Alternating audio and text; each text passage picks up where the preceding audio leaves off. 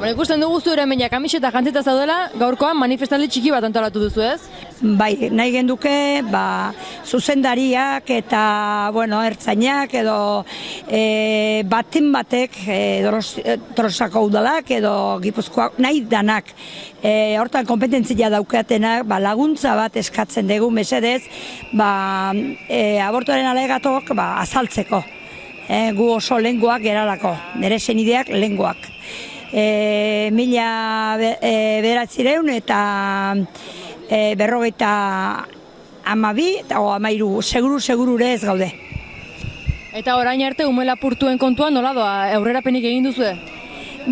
Kontzientziatu behintzat eginda. Kontzientziatu behintzat eginda.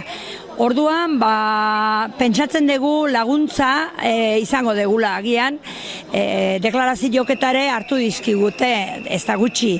Orain nahi dugu, dokumentuak, enun dauden, fosak irikitzea, dokumentu horien nun dauden, beti aitzegia jartzen digute erre indiala, galdu egin diala, 7.000 aitzeki, eta dakiu seguru ze gertatu dan. Beraz, lan zaila eta gogorra ari zarete egiten. Oso horra, oso sentimentala, nik 80 urterekin bizidet, eta aita hiltzitzaia, baino minorekin juntzan, eta gustatuko litzaiake amari opari hori egitea. Benetan, gabonetako oparirik onena izango litzake, eta arekin batea guretzako noski. Bi aizpa edo bi naiz, hori ere seguru ez dakigu, porque dana gezurra agertze zaiguta. Gaurkoa manifestaldi antolatu duzu Tolosako kaletan zehar, beste ekintzarik edo antolatuta duzue?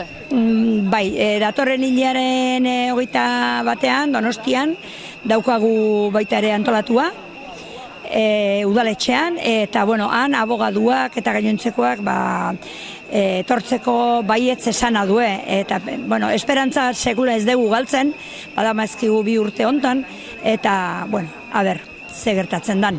Esperantzik, baino sekulan ez dugu galtzen, eta hor segiko dugu. Galtzen den azkeneko gauz izaten da, ez? Hori dudiketa gabe, eta hemen jarraituko dugu.